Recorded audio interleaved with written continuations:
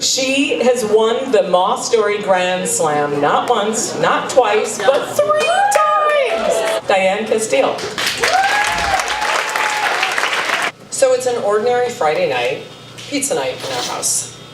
And I'm making a salad when my husband comes home with a takeout.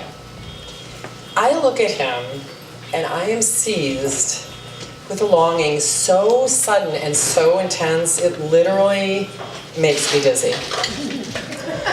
Right then, practically right there, we have sex. Which is par for the course if you're young and newly in love, but we had been married nearly 20 years, 2 kids. Afterwards, when he could catch his breath, he said, "Wow, where did that come from?" I've been wondering the same thing myself. Now, I was at the age when women sometimes miss periods. It's called perimenopause for you youngins out there. So when I didn't get my period that month, I thought nothing of it. When I started feeling queasy in the morning, I dismissed that too. I was under a lot of pressure at work, and it always kind of hits me in the gut. But the day I pulled on a t-shirt without a bra and the fabric was painful, I said, oh shit.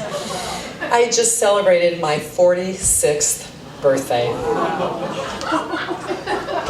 This is crazy. I thought I cannot be pregnant. I already have my kids. They're 13 and 10, and I am done. Sure, a few years ago, I really wanted a third, but I talked myself out of it. Too old, too broke, too overwhelmed. And then I remembered some reading I had done for a friend who was trying to get pregnant at 40, hoping to find something positive to say. But the news was not good.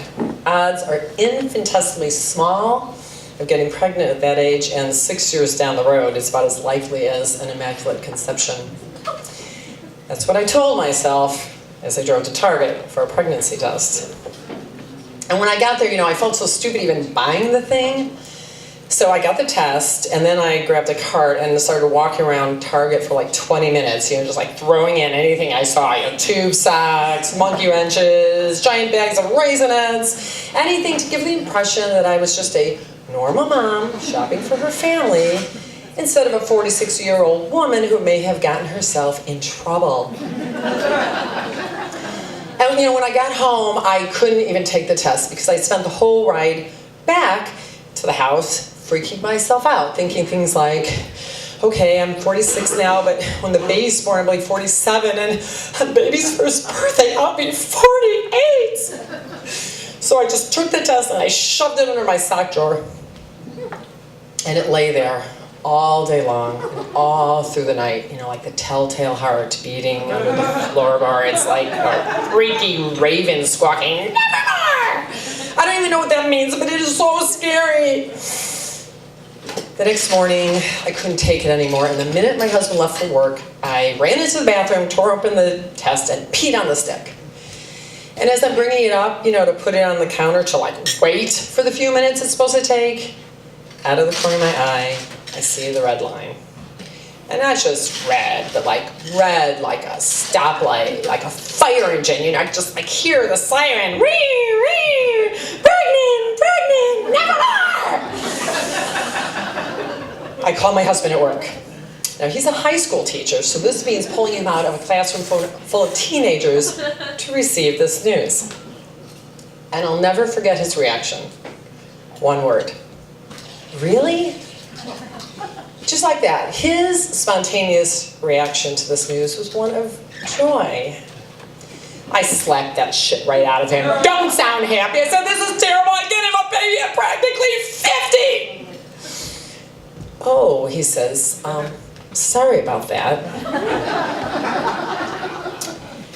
My mind started to turn on me. I went to some very dark places. At one point, I actually consoled myself by thinking, maybe I will lose this baby. And it's a very hard thing to admit, and I apologize to anybody who's gone through that. But it just shows you how powerful and destructive fear alone can be.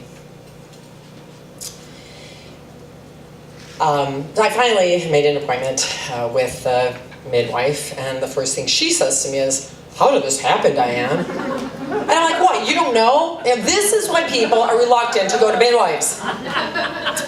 She tells me to calm down, I'm healthy, I'll probably be fine. But she also urged me to take a test for birth defects that you can take as early as 10 weeks.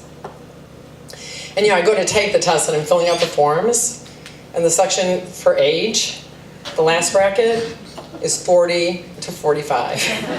There is no 46. When I handed it in, I said, "Oh, by the way, this form discriminates against the mature mother." Well, a few days later, the midwife calls me with the test results. "The baby's perfect," she says. "A little girl." And just like that, that's what this pregnancy, this problem, became. A little girl. My daughter. On the spot, I named her Catherine Grace. I wanted something unusual. Catherine Grace turned 10 this year, and now all I want to do is turn back time. The pregnancy was a breeze. She was the easiest baby, and I had more fun with her than I think I've had with anyone in my entire life. And all those fears, mostly just noise. Be careful of that noise. It drowns out so much of what could be good in life. It tempts us to do some really stupid things. And it seems to get the loudest right when we're at the threshold of what, it turns out, we really want. Thank you.